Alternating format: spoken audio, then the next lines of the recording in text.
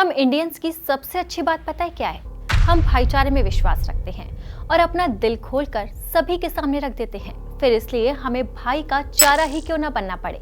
लेकिन क्या पाकिस्तान भी हमें अपना भाई मानता है या सिर्फ चारा ही मानता है? तो इसका जवाब हम आपको बताते हैं। अब चाहे 2001 में पार्लियामेंट अटैक हो, 26/11 हमला हो, पुलवामा हो, पठानकोट हो और अब पहलगाम हो, इन सभी घटनाओं ने ये साबित कर दिया है कि पाकिस्तान सिर्फ और सिर्फ आतंकियों का दोस्त है। तभी तो बार बार हिंदुस्तान की पीठ में छुरा घोंपता है। लेकिन इस धोखे के बाद भी हमारी आंखों से पट्टी नहीं हटी और हम पाकिस्तानी एक्टर से लेकर क्रिकेटर के दीवाने बने हुए हैं। अगर ऐसा ना होता तो हम में से कई लोग VPN पर जाकर उनका सब्सक्रिप्शन नहीं ले रहे होते। वहीं दूसरी ओर पाकिस्तानी हैं जो भारत से ही नोट कमाएंगे और भारत को ही गाली देते हैं। यही वजह है कि इतना कुछ हो गया, फिर भी क्रिकेटर से लेकर एक्टर तक यही मानने को तैयार नहीं है कि पाकिस्तान अब आतंकिस्तान बन गया है। अब माहिरा खान को ही देख लीजिए, भारत में ही नोट कमाए और भारत को ही गालियां दे रही है। माहिरा ही क्यों, फवाद खान, हानिया आमिर और मावरा होके ने तो खुलेआम शरीफ की तारीफ कर शरीफ बनने की कोशिश की। अब जरा पाकिस्तानी एक्टर्स की बेशर्मी देखिए। हानिया अमीन जो दलजीत दोसांझ के साथ फिल्म में आने वाली थी, जिनके लिए सीरियल्स में भारत उन्हें पैसे देता है, वो भी भारत के ऑपरेशन सिंदूर को शेमफुल बता रही हैं। अब फवाद की बात कर लेते हैं। फवाद खान ने पाकिस्तान जिंदाबाद का नारा लगाया। नारा तो ठीक है क्योंकि वो पाकिस्तानी जो हैं, लेकिन ऑपरेशन सिंदूर में उन्हें भी खोट ही नजर आ रहा है। उसी भारत के ऑपरेशन सिंदूर पर जिसकी जनता के पैसे से इन्होंने अपनी जेबें भरी है। लेकिन वो तो भला हो बॉलीवुड वालों का।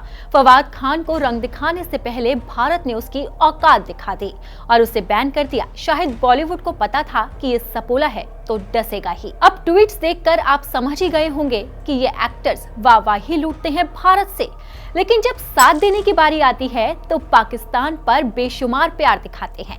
लेकिन हिंदुस्तानी एक्टर्स का दिल ऐसा क्यों नहीं है? वो खुलकर क्यों नहीं बोल पाते? जिन्हें आप भाईजान कहते हैं, वो सलमान खान पहलगाम पर तो बोले, लेकिन ऑपरेशन सिंदूर पर अपने दिल की बात अब तक नहीं कही है। सीज फायर पर ट्वीट करने के बाद उसे भी डिलीट कर दिया। पता नहीं क्या वजह थी। जिन्हें हम फिल्म इंडस्ट्री के बादशाह बोलते हैं, वो शाहरुख खान, उनके ऑपरेशन सिंदूर पर बयान का तो हम लंबे वक्त से इंतजार कर रहे हैं। पता नहीं कब उनका जवाब आएगा।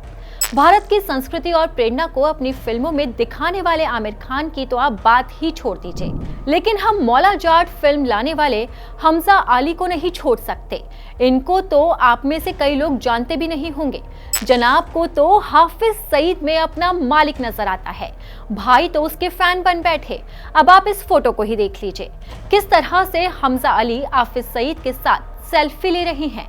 उसी हाफिज सईद के साथ जिसने हिंदुस्तान में कत्ले आम करवाया था, जिसने 26/11 हमले को अंजाम दिया था। अब आप सोचिए, ये सारे एक्टर आतंकिस्तान से कितना प्यार करते हैं, लेकिन हम हिंदुस्तानी इन्हीं की फिल्मों को देखने के लिए दीवाने रहते हैं। आखिर ये देश में क्या चल रहा है, बिल्कुल ही समझ से परे है। किसी को समझ नहीं आ रहा। इन लोगों को इतनी सी बात समझ नहीं आती कि पाकिस्तान आतंकियों को पाल रहा है। इसका सबसे बड़ा सबूत ये तस्वीर है।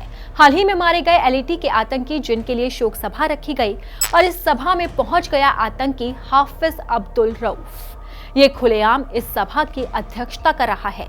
और तो और यहाँ पर पाकिस्तानी आर्मी भी खड़ी है। ये फोटो साफ करती है कि इंसानियत के दुश्मन ही पाकिस्तान के दोस्त हैं। इन सबूतों के बाद भी पाकिस्तान के एक्टर्स से लेकर क्रिकेटर्स को समझ नहीं आता।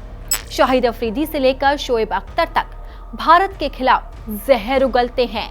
ये वो शोएब अख्तर हैं जिन्होंने भारत के न्यूज चैनल में बैठकर खूब पैसे छापे। शाहिद अफरीदी ने तो पाकिस्तानी सेना के झूठ के बाद आर्मी की ड्रेस पहनकर विक्ट्री रैली भी कर दी थी, जिसके बाद उनकी खूब खिल्ली उड़ी थी। साहब की बेशर्मी देखिए। इतना सब करने के बाद भी शाहिद अफरीदी भारत का मुंह ताकते हैं कि हमें भाई IPL में ले लो। अब पाकिस्तान को सुधारने की भले ही हम कितनी भी कोशिश कर लें, लेकिन ये सुधरने वालों में से नहीं है। सुधरेंगे भी कैसे? क्योंकि बचपन से ही बच्चों के अंदर जहर जो भरा जाता है। 6ठी क्लास से लेकर 7वीं और 8वीं क्लास की किताब में सिर्फ और सिर्फ भारत विरोधी बातों का जिक्र है। गौर करने वाली बात यह है कि इन किताबों को पाकिस्तान के बेहतरीन एजुकेशनल एक्सपर्ट द्वारा तैयार किया गया है। किताब के एक चैप्टर में लिखा है कि कई भारतीयों ने भारत के राष्ट्रवाद की मांग के लिए हाथ मिलाया, जो पूरी तरह से हिंदू थे।